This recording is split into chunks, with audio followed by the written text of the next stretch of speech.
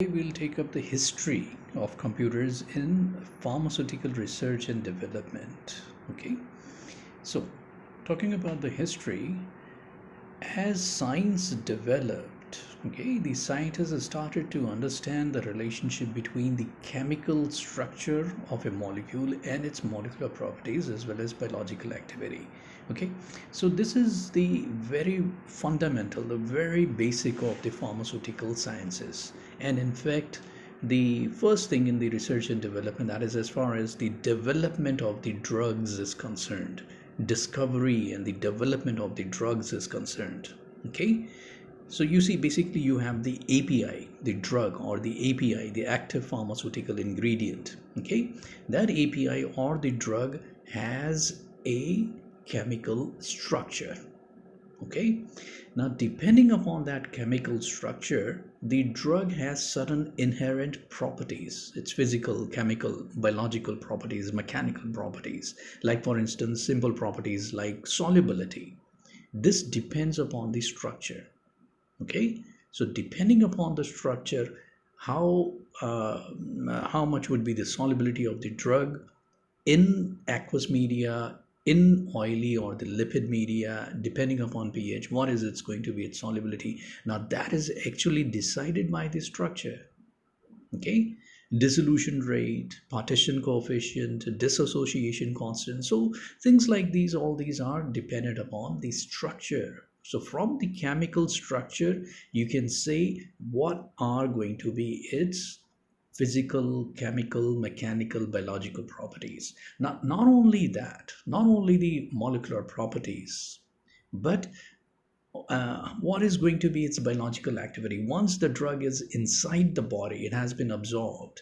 Okay, it has to elicit its action, but before it is able to elicit an action, there would be one of its mechanism of action. And one of the most common mechanisms, or how the drug goes on to elicit an action, before that it has to combine with the receptors. Okay, so receptors are already present on the biological cells, the cells in our body. Okay, they have receptors.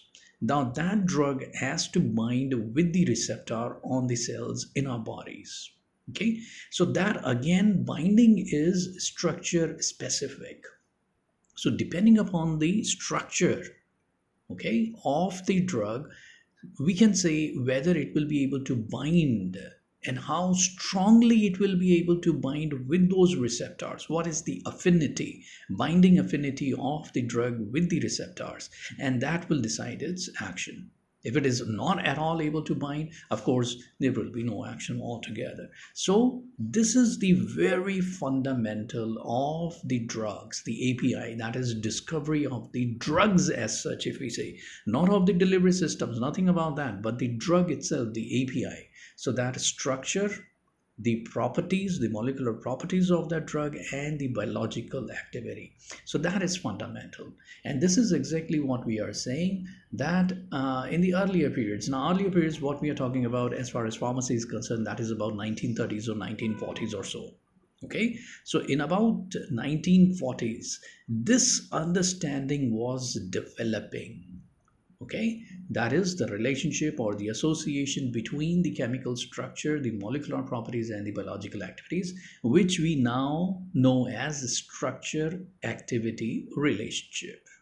Okay, so also at the identical time, that is about in 1930s or 40s, that is what we are talking about. So at those times, the concept of how a drug shows its biological activity through binding to some receptor within the body stem from the Fisher's lock and key hypotheses. Okay, so these are just very important points in the history that we are just talking about. Okay, so in the 1940s, computers were used mainly for accountancy and non-scientific work.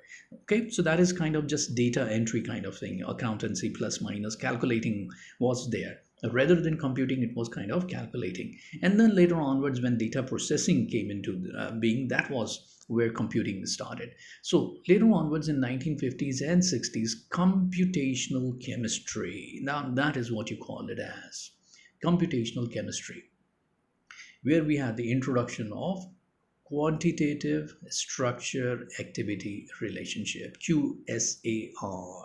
Okay, not just SAR, but the quantitative structure activity relationships. That is where you make use of computers. Okay, so that you are able to design the drugs, develop those drugs, and then later onwards synthesize only those drug molecules which have the required properties and which will bind with the receptor so that they have the required pharmacological action.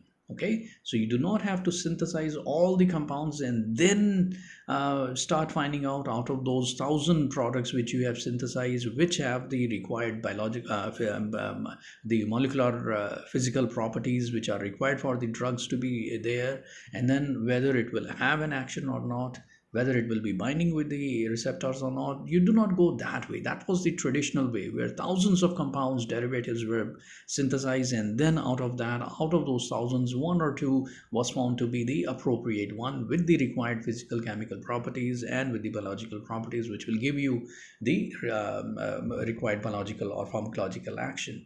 But instead, here what we are saying is the computer itself will give you an indication that this is the probable structure, it will have this properties, and it will have the likely pharmacological action. So it is the best to have just if you synthesize this one, two, or three compounds instead of thousands. The computer of course will give you all those 1,000 options that these are the probable compounds, that if you change your reagents, okay, that is when you have the API, the lead molecule, that basic nuclei is there, and then when you change those reagents you are able to derivatize. Okay, so you will that computer will give you the option that these are the 1,000 derivatives, but out of those 1,000 it will give you a choice. It will pick out those 10 or 20 derivatives which will have the required properties, the biological for the biological activity. So that is basically quantitative structure activity relationship.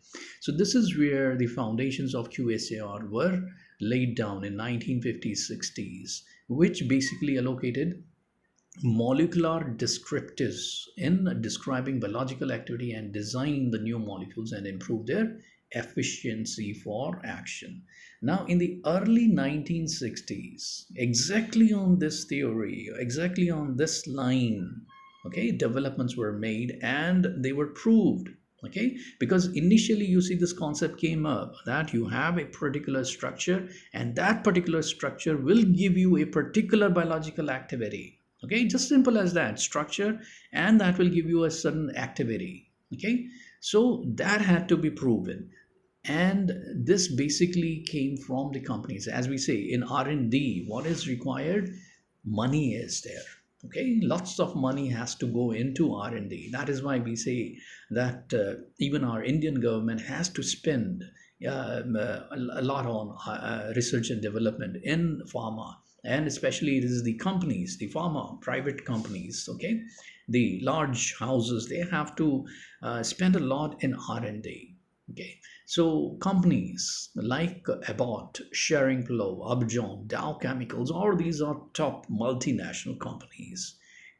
These are all the rulers, you can say, of the pharma. Of course, things change very fast, but these are the top companies, but of the 1960s, who heavily invested in the R&D and especially on the use of computers. Now this is exactly what we want to pinpoint. Okay, it is not just the scientists working in the laboratory synthesizing the drug molecules, okay, and simply by trial and error that some compound works and some does not work. It's not like that, but now it is the scientists sitting on the computers, okay, and finding out which the computer itself, not the scientist himself, but the computer itself tells you that what is the probable drug structure, okay, with the structure of the receptor, that you should synthesize only that drug molecule. That structure should be developed and synthesized in the laboratory. Okay, so these companies took the initiative to explore the use of computers for drug discovery. The first breakthrough, of course, in computational drug discovery was at Lilly. That is the very first name, a respectable name, Lilly, which disclose the connection between the calculated electronic structure of the beta-lactam ring of the cephalosporins and the antibacterial activity. Okay, so wherever you have that ring structure, beta-lactam ring structure, it will give you an antibacterial activity. Of course, now there are lots of examples, and this is very quite simple. In chemistry, you must have always studied of this structure activity relationship. So in the early 1960s, widely used computers. Okay, now if we talk about the computers, okay, so the computer models at that point included the IBM 360, IBM 370. IBM is International Business Machine. Now that is the age old, the very first name in the computers. Nowadays you have lots of brands. So this is in fact a brand. It was one of the first brands of computers, IBM, a very respectable name. I don't know whether you have heard of this IBM or not, but that is exactly what history is. Okay, so IBM, International Business Machine, and that is the model 360, 370. And these computers initially, they were very large machines. In fact, they were machines, not something like the desktop computers or the laptops, or now of course you have the mobiles in your hands. Okay, and very powerful mobiles in your hands. Okay, but at that time, if you consider those specifications, they were very preliminary, very rudimentary, very preliminary, but the size was very huge, almost about the size of a room. Okay, as big as the size of a room, half the room, quarter of the room, just like the generators that you see in our college. Okay, that huge computers and machines were there. And of course, their specifications were very, very rudimentary. So the input methods advanced from the punch cards. Okay, nothing like the key and the smart screens that we have, kind of nothing like that. It was like the punch cards. Like for instance, in the music, suppose now of course you have the CDs, or I mean, even those CDs are kind of obsolete. Before that, you had the cassettes and you had the records, things like that. So this is exactly how this technology in the computers has also developed. Okay, and the language Fortran, I'm sure you must have heard of this Fortran. Now of course this is an obsolete language. Okay, and MPPI, which is the molecular mechanics program language, which was used. Okay, so the 1970s were full of success finding correlations. Okay, again we are there for the correlations between structure activity relations, correlates between the calculated experimental properties, that is structure activity relations. So lots of compounds were proven that if you have this structure, it will have, or it will give you this activity. So that was being proved. But now with this much of information that this is the structure, okay, if you have this ring, if you have one ring, you have two rings, you have conjugated double bonds, you have halogenated, you have long chain alkyl, that alkane is a long chain, whether it is 6 carbon, whether it is 12 carbon, then what is going to be the influence on the biological activity? So that data was being generated, that information was being generated, and at the same time the body, the receptors on the cells, that information was also being generated. So this is where the computers come to the rescue of the human mind, because human mind of course has a large potential, but it has certain restrictions. Okay, so within the 1970s, two new computer resources or databases were launched, namely the Cambridge structural database and the protein data bank. Okay, now this structural database, that means the structures, the API.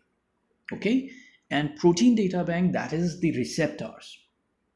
Okay, so this is exactly what we are saying. We have just two things: the API, the drug, the structure of that, and how it will match, whether it will bind with the receptors. On the other side, you have the protein data bank, the receptors. So simply now what the computer has to do is match those structures. So just like the lock and key, that structure will bind with the receptor, and once it binds with the receptor, and where are those receptors?